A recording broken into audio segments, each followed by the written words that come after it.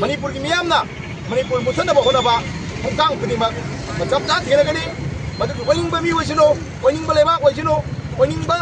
กังลูกไว้ชิโนมาดูจับจ้าเทนะกันได้ไปสิแข่งในตัวสุลักเลยมณีปุรมิยามนะคอยฉันบอกว่ามีกี่ตังคุณสิมีแต่สิตาแต่คอยคนเป็นเส้นปฏิกิริยาเส้นก็ไม่รู้มณีปุรที่ไอพีอาร์ก็ไม่รู้มณีปุรนะโอ้สิ่งนั้นมณีปุรที่ผมไม่รู้มาไอ้ดีบ้าสมัยที่เราดูโปรเกรสตัวภาษาสิบาอันนู้นมาเมียที่มันดูตัวภาษาดูคอย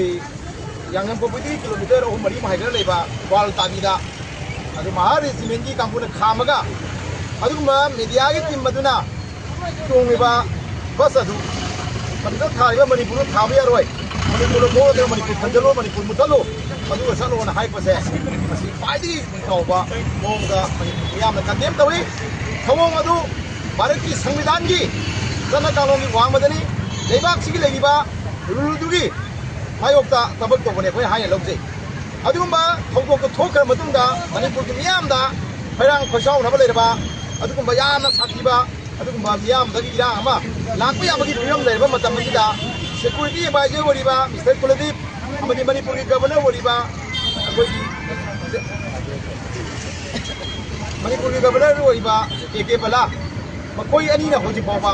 लखटपम को बता अमत लखटना तुमिन ने लेगा मणिपुर हे ने इरांग थोना बे मोम तोइसे मसी पेंदे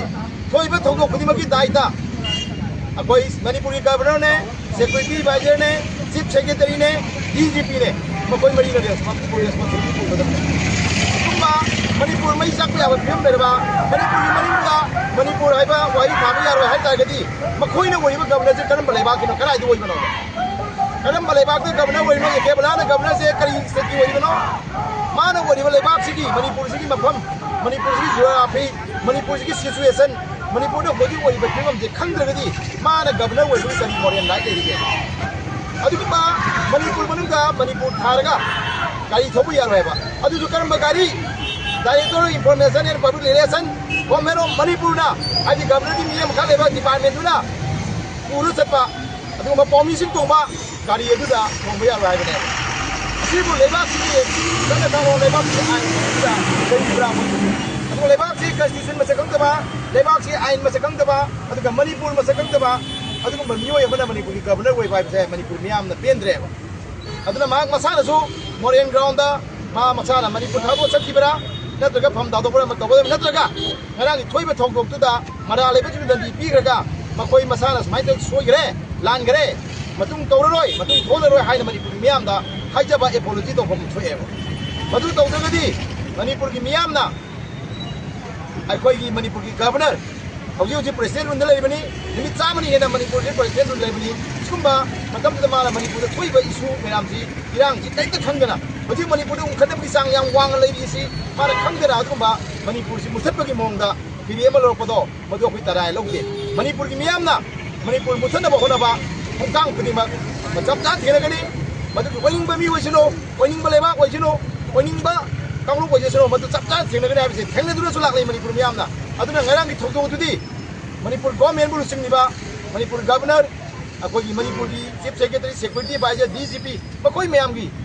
अखोगी दायित्व ने हाइना लौदबा मरम लेते अदुना मखोयना मधुगी मतंगदा चप चाबा मियाम द होजि फावबा कई मवाफम मत थमदबा बसे मणिपुर मई चाकनबा मणिपुर की होजि थोइबा इरांगदा मई चाकनबा होनबनी हाइना मई चाक खतनबनेबा अदुना मधु करी की दमकनो हाइका मणिपुर की मियाम होजि करम फिल्म द लेरि से खंगबनी चई अनि हेना मणिपुर दा साथिबा बिहार मिसी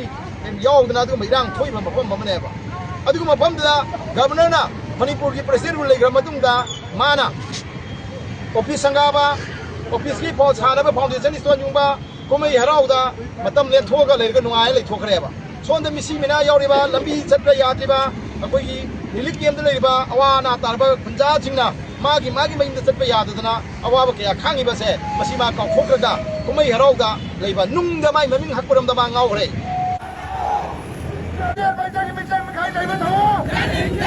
इंडिया लेगा के थो